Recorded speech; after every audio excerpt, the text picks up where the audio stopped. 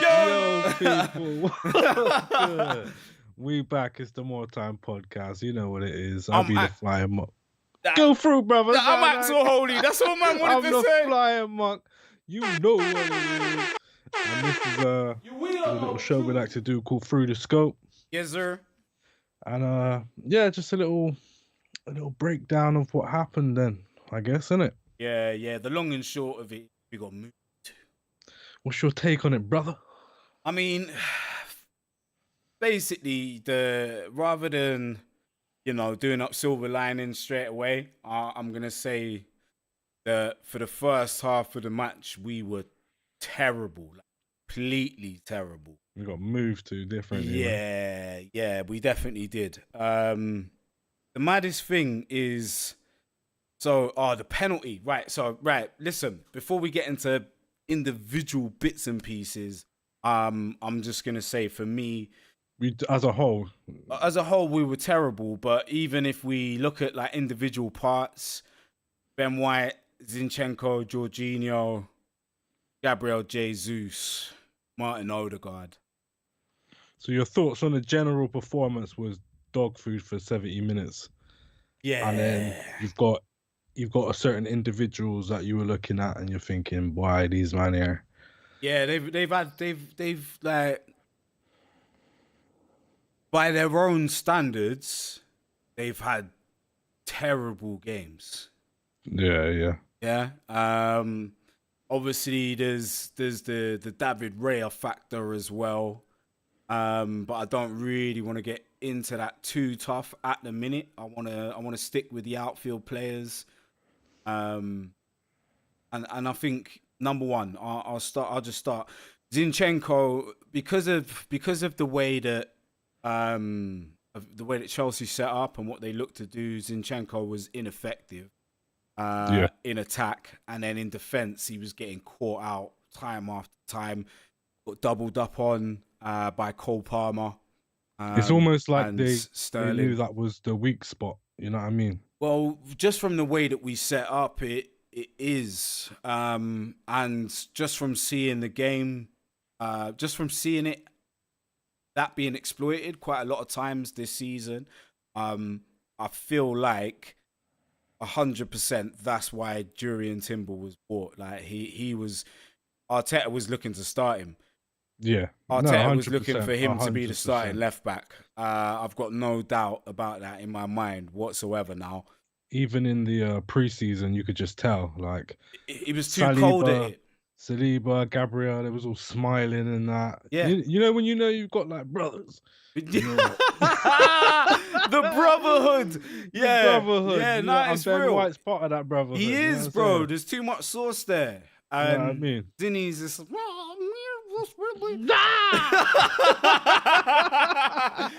he's not brotherhood material, saying, bro. Like, it's not. He's very individualistic. Like, you know what I mean? Like, it's all the Vinny show. Like, yeah, he does some sick like reverse passes and that. Yeah. Listen, and when like, he's cooking. And going forward, I haven't got a problem, but it's that whole in a game, right? Listen, in a game where we're not playing against a top team, Zinny's a guy that's gonna shine. Everything that he's gonna do from that position is gonna be dope. But like you're saying, I think Arteta knew that, and he bought Timber because that's the replacement. That is, you know what I mean.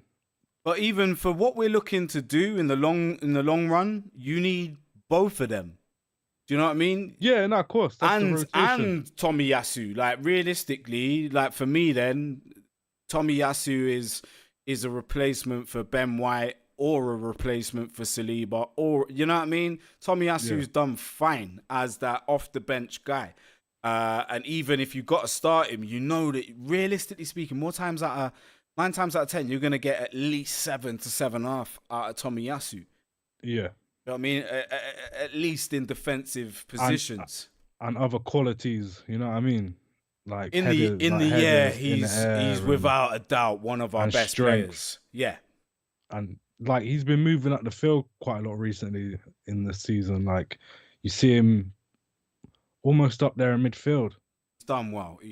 Even for the goal for against Martinelli. yeah, Martinelli's goal. Man City. Yeah. He was in the box, like Yeah, heading it bro. down. Yeah, I Big, mean, big presence. So big presence. I mean, wheel it now, because that's Zinchenko spoken about. Like, I feel like he probably, if going forward, we might wanna start Tomiyasu for a little while. I think that's probably so gonna come.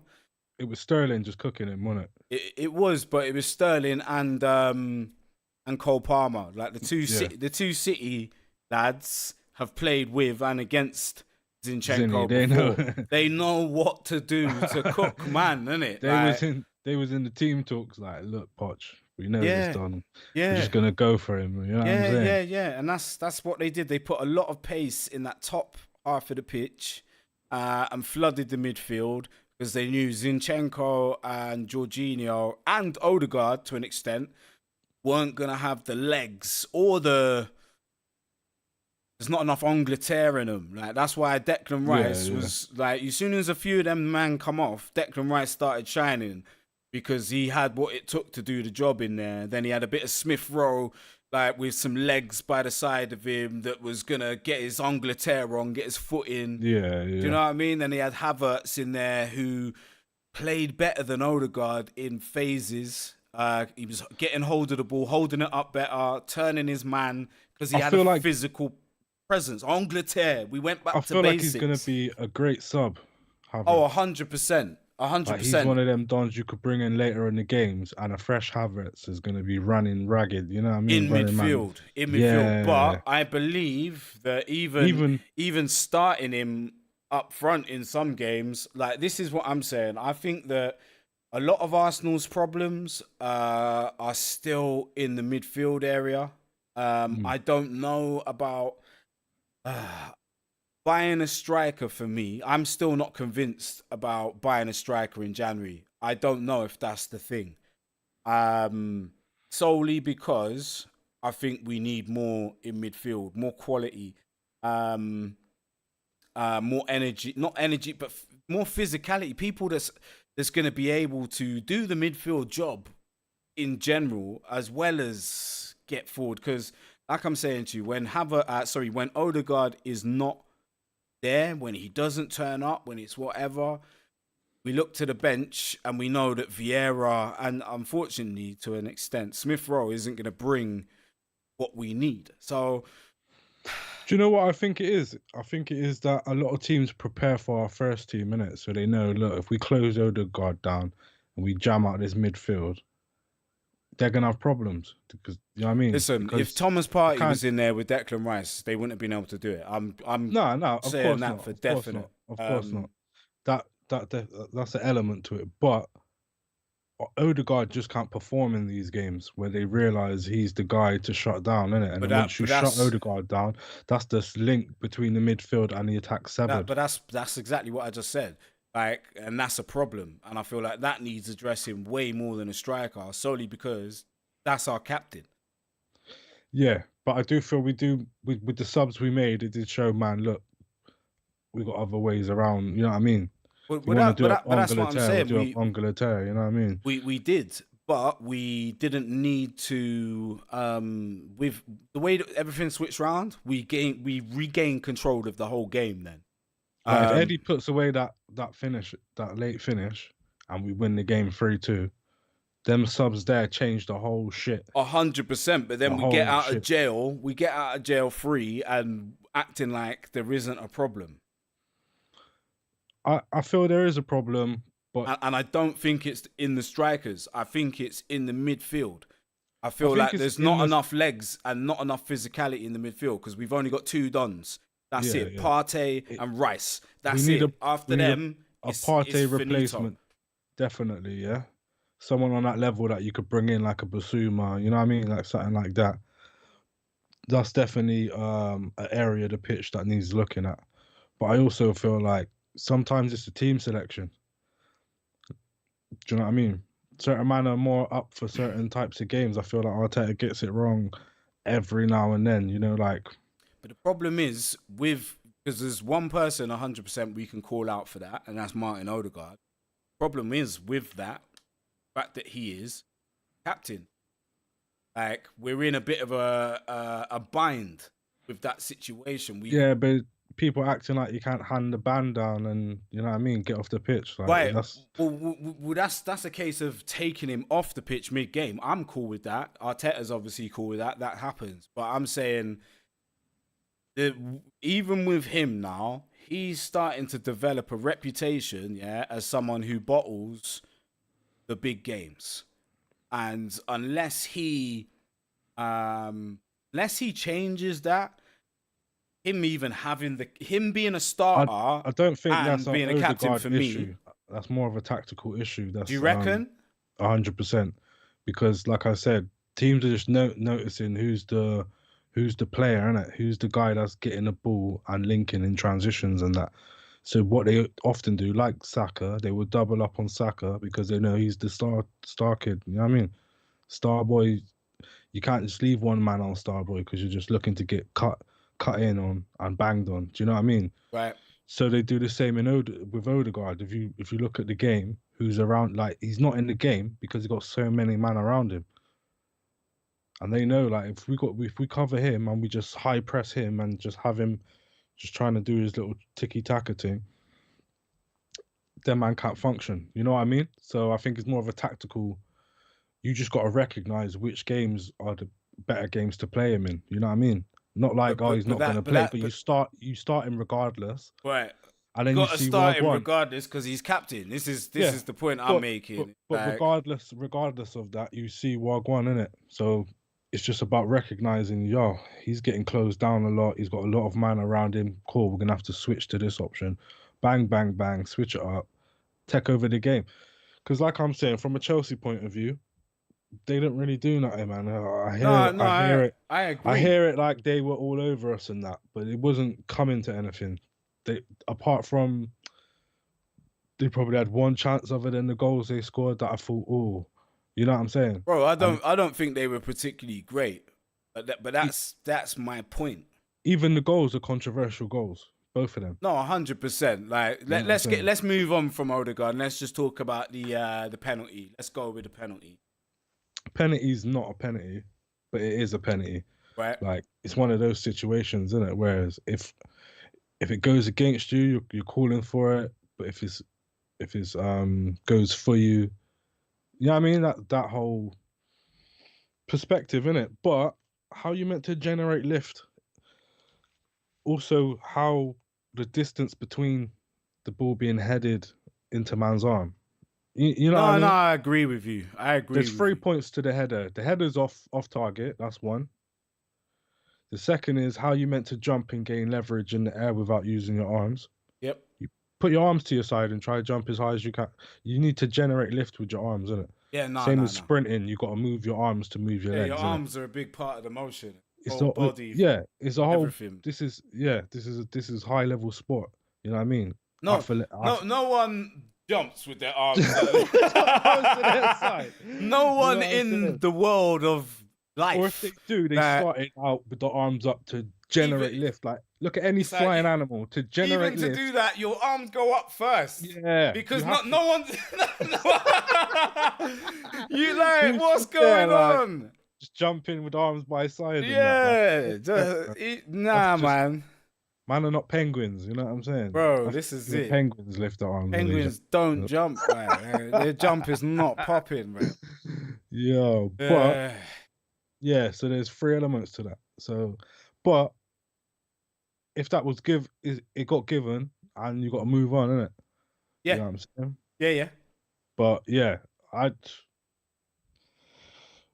by letter of the law, cool, penno. But in an actual game, like, without these fraudulent referees and VAR dons, like, who've never played footy, just, you know what I'm saying? If you're down the park playing footy, you know, to get that header, you got to jump like that. You know what I'm saying? You ain't fucking hands by sides and that. I'm not even gonna lie. I'd still call penno. Yeah, nah, penno. And you might get it, and you might not. It's one of them ones, but yeah, probably won't. Like, but you know, yeah. We'll go hand. Ball hits the hand, no matter, regardless of the situation. Yeah, it's handball. So that was my take on it. What was your feels on it, man? Do you feel I knew it was a penalty as soon as it happened. Even though I knew it shouldn't be given, I knew it was gonna be. It made me bare sad. It was how long they took as well. They took bare time. Yeah, ramping up the drama just to make sure it hits us in the feels, full power. Yeah, bro, like I'm saying, it was one of them ones. From the moment that the game kind of kicked off, kind of felt like something like that was gonna happen, not because of anything other than we were looking ropey, but they didn't really look like they were gonna outright score. You know what I mean? Yeah, and I was like, oh, we're gonna do something dumb. And then I seen who was it? Zinchenko, like, try passing in the box like 3 yards to someone, and he's got impressed. It's all going mad. Like, it was all going mad from the off. So I was like, typical. Reyes kicking as well when it fell to Palmer, and Palmer could have just went around him and tucked it. Well, bro, like, I knew it was going to be a long day at the office, innit? I feel like everyone probably did, innit? So yeah, the penalty decision, you agree it's a penalty, but I mean, it's a penalty, innit? It's a penalty, but like, same way, it man's sad, isn't it? I thought it was, you know, when it happens, like, and you're like, oh, right, it's gonna be one of them days. Yeah, man. But another talking point was the Mudryk goal. Yeah. Do you think he meant it? Oh, no way.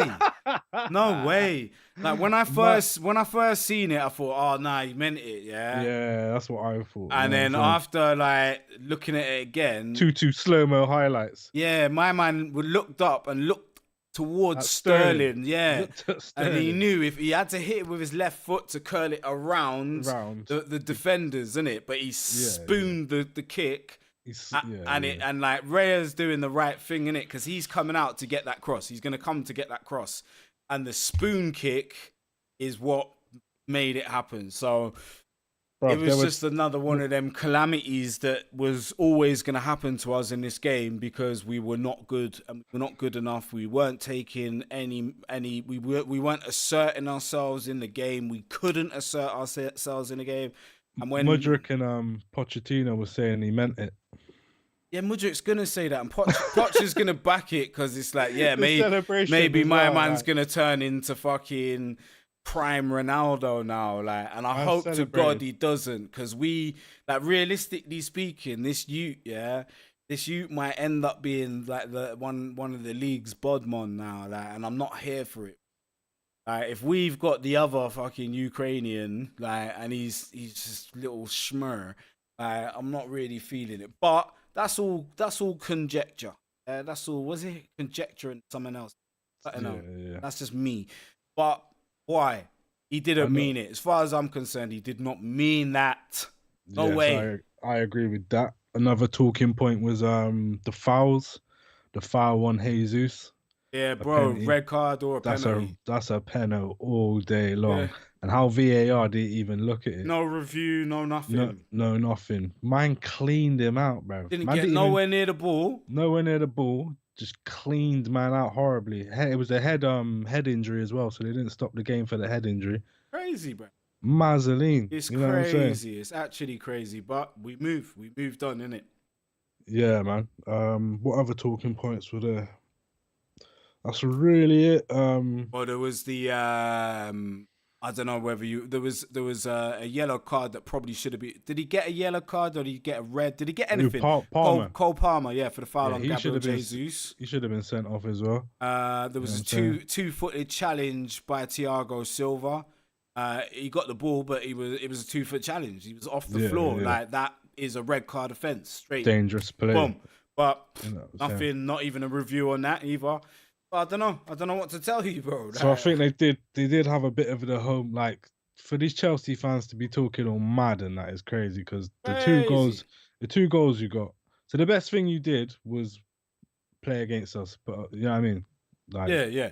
Have a good good showing. As soon as, like, you know, my made subs turned it around, like, obviously, well, not completely, but it took a Declan Rice wonder strike, yeah. Sensational bit of instant reaction from Declan Rice. That's a hard. Like people are like, open net and that, but Bro, nah, bro, that's he had hard. to whip it round one defender, but keep it away from the keeper in one touch. Yeah, from how far it was out as well. Yeah, bro, and especially being Declan Rice as well. Like, I mean, man, the check was on gonna tear.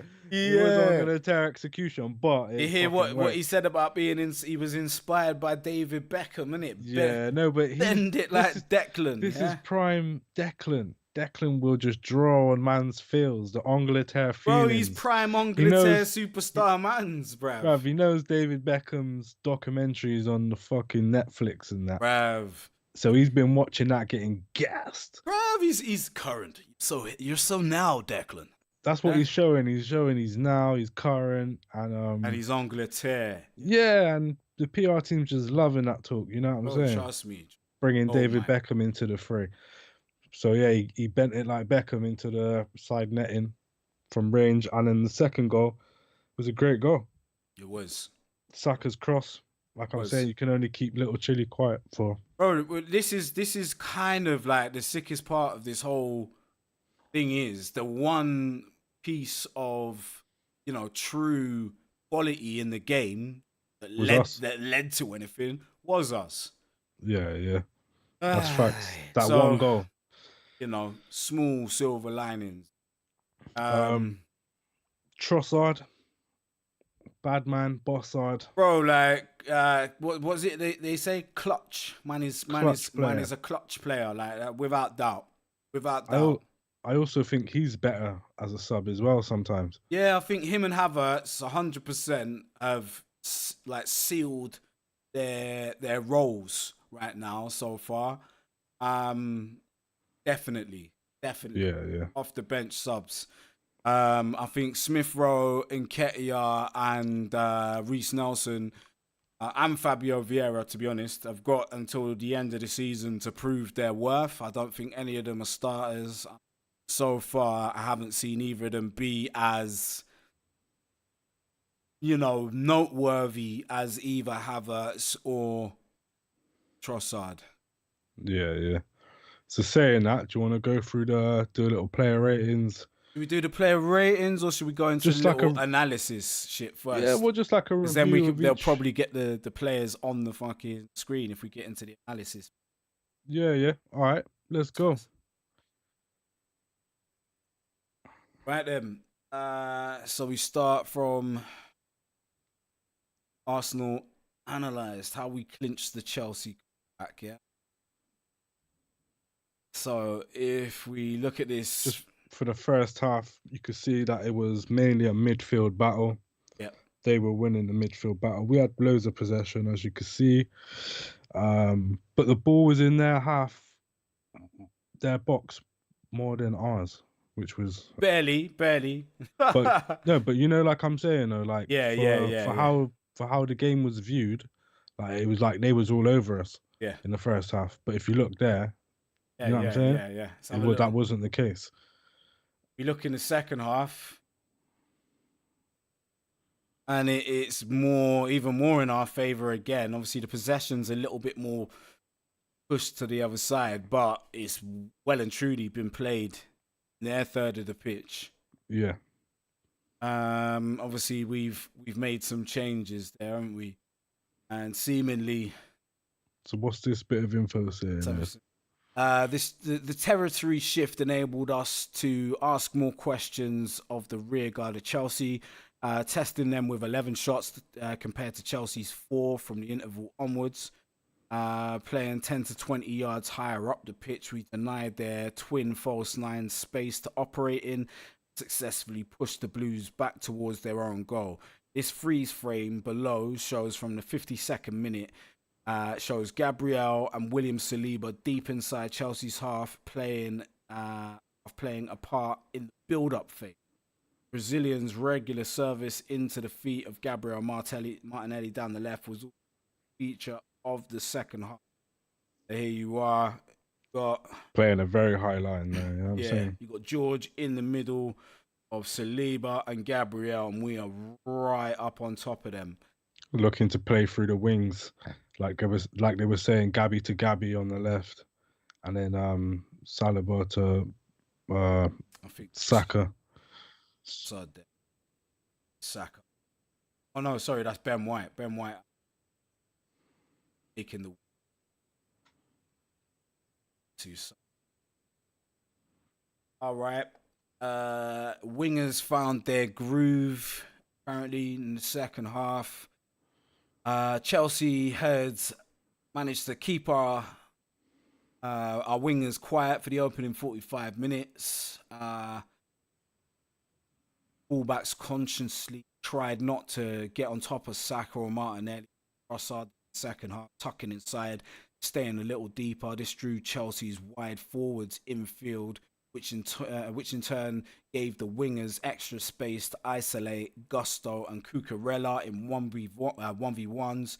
Moving the ball quicker and longer towards them, they were able to run their markers with significant more menace. Successful dribble count stood at 9-7 at half time and then rose to 6-9 in the second period. The touch map shows our wingers highlight much more penetration early on, stacking them on and then not get anywhere near the Chelsea first half. So you can see that from the first picture there of the touch map compared to the second pic, where we're. Oh no, there's way more frequent in the second half, yeah. And we got way more in the box. There's none in the box in the first half. If we can't really zoom in on none in the box in that half, first half, but in the second half, way more dangerous, and that's the wingers actually getting into the Chelsea box much better, secting goals. While good luck had shone on Chelsea for both of their goals, a contentious penalty and a mishit cross that deceived David Raya. There was real quality about our two late strikes. Declan Rice won the ball back 8 times inside Chelsea's half compared to twice in his own half. And from one such turnover, he produced a sensational first-time effort for distance. Yeah, it was a great goal. Pouncing on a misplaced pass from Robert Sanchez, our summer signing made up 2 yards on flat-footed Conor Gallagher with his bright anticipation to produce the game-changing moment. So you could see there from the 2 arrows where they meet is where he struck the ball. The white line is the space he got gained on the defender, and then the black line is obviously the distance travelled for the ball. Yeah. And he used Enzo Fernandez as a marker. Rice's exquisite curler gave us momentum to claw back what was lost. So yeah, he's dipped in front of Enzo Fernandez, his marker there, and I'm not sure what defender this is here, but he's whipped the ball around the defender away from Raya as Raya tries to run back in on goal and slots it home. Rice was involved again in our equaliser just 7 minutes later, intercepting a loose clearance. But a pair of crucial contributions from Ben White also made a huge difference.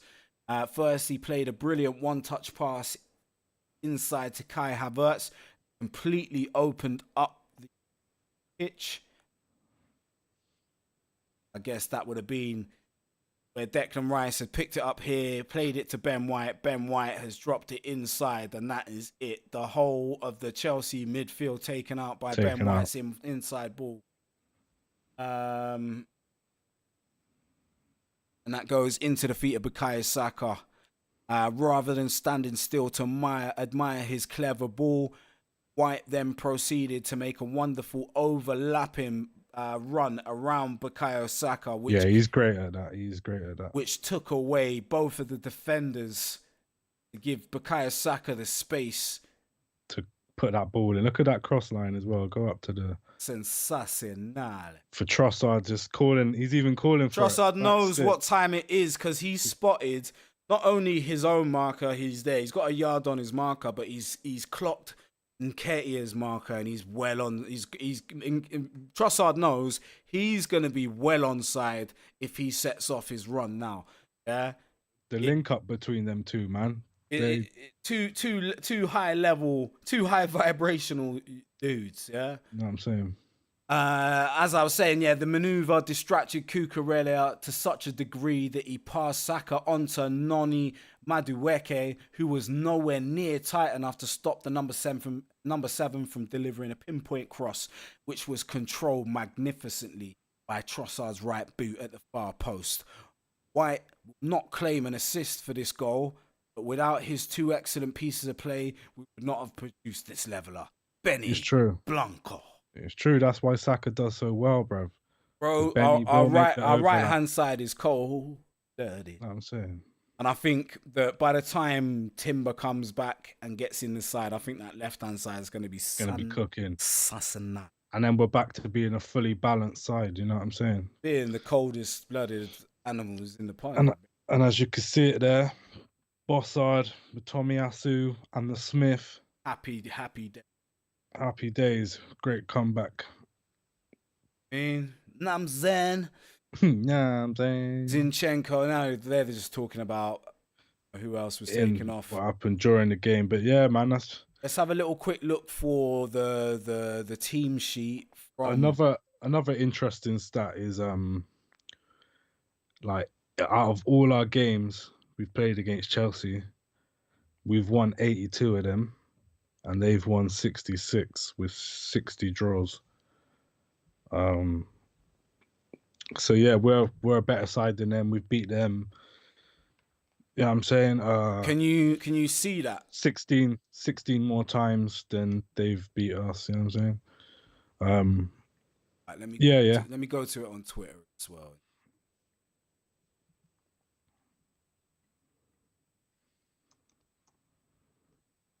So what was you saying about the them stats there? What was those stats for?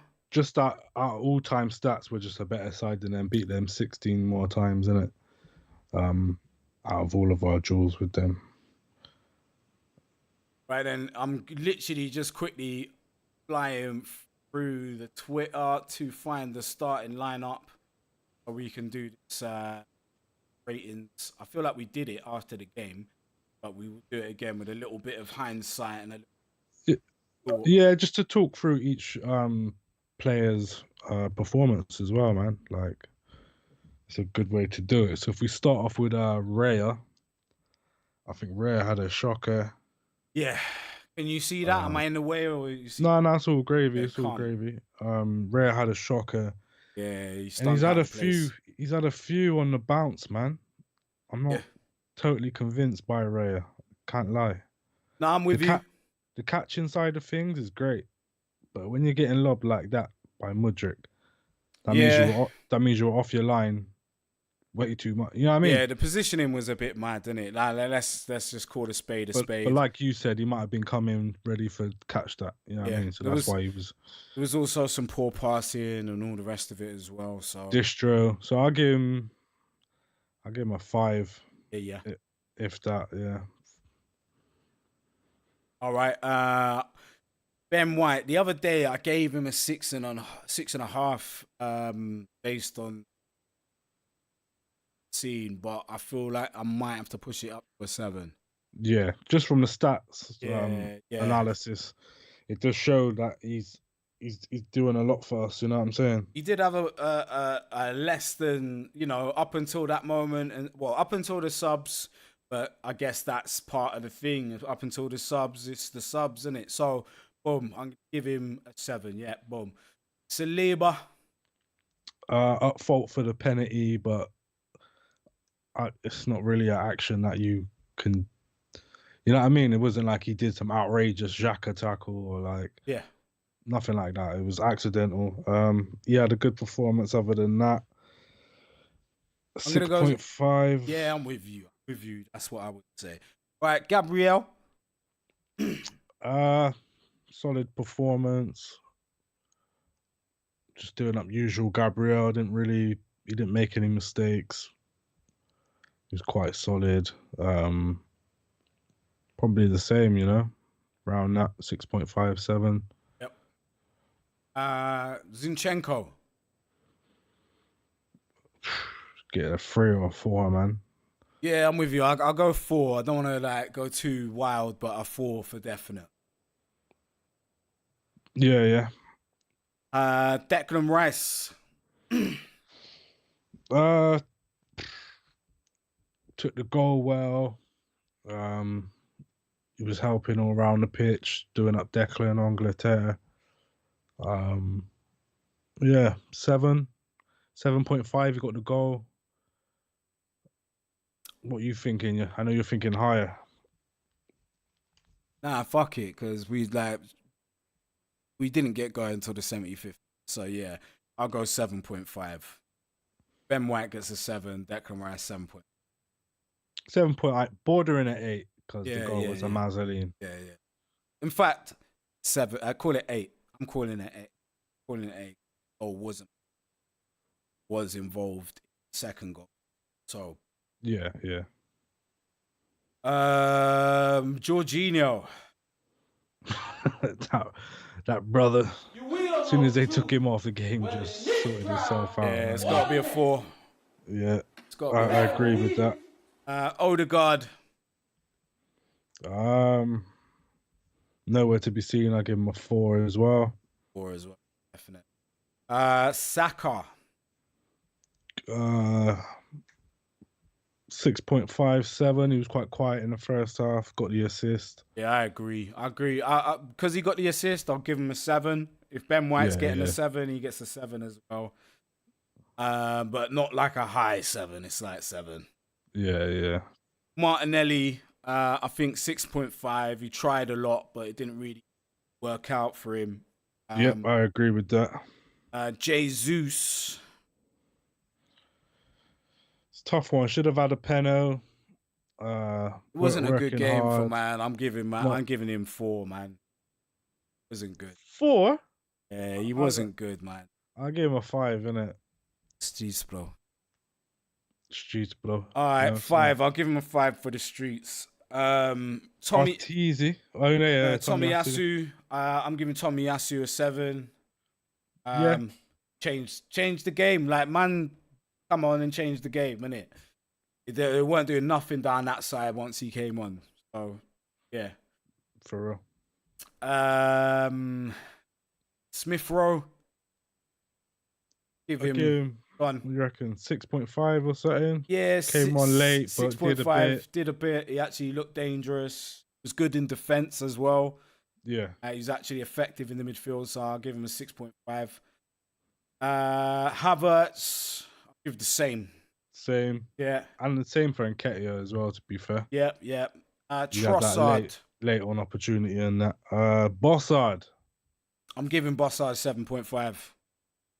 I think just for the finish, because obviously Rice has got an 8. I don't think Trossard is an 8 because Rice played the whole game. Yeah, I see that, but I can't give Trossard an 8. I give this 7.5 as well, but the difference is just he's reliable, man. He's a very reliable player, man, and I rate him. I rate him very highly. He's cold-blooded. He's cold-blooded, man. There's no fucking about when he's on. He knows. Yeah. I'm scoring or I'm assisting or whatever. I'm doing something. What about Arteta? Big Arteta. 6.5, 7 maybe because he put the subs on that got the draw. Yeah. The tactics to begin with, I don't know what he was playing at. To be fair, I don't know what he said. Went out there and said to the team. My guy's just moving like Suggs, bruv. Suggs from Madness. Madness. They call it madness. Yeah. That's what man was doing. Chelsea. Chelsea. UB40 and that. I mean, just doing bullshit. Doing old school Angleterre, bruh. That first half was cagey. But yeah, overall, your feelings on the game?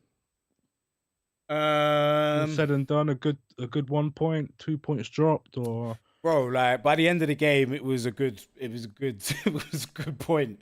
Bro, I felt happy after. Yeah, that, I believe that we're lucky because of where we are, where all the points are at, how it is looking, and all the rest of it. But like, you know, had it been any other sort of different time of the season or different, we need to be going there and picking up all. I want to win the league this year. So we need to be going most places and looking at 3 points. I think if you look at it on its own, then it doesn't look that good. But when you pair it up with the Man City game, if they said to you, "Oh, you're gonna get 4 points from Man City and Chelsea," bro, that's calm, isn't it? Like it's that's calm. This is what I'm saying. This is what I'm saying. So we will see. We'll see what's going on and where we're at. Come January, say December, January times. But yeah, in general, I'm happy with that result. On to the next one. Tomorrow's game. Sheffield. We got Sheffield United. Sheffield on the weekend, but on the weekend. Prem. Sevilla. Talking Prem. Yeah. We got Sevilla tomorrow. Tomorrow? Yeah, bruh. That come around super quick. Yeah, bruh. We got games every 6 days. You fucking shit. You fucking cooking, man. Fucking cooking. This is it. So we got a big game, Sevilla, Tuesday night game. I'm used to waiting till the Thursday. You know what I'm saying? That's what I'm saying.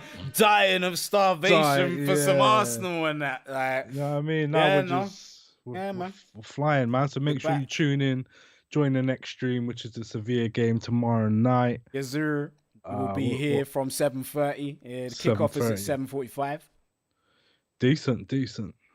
Beautiful. You will know the truth.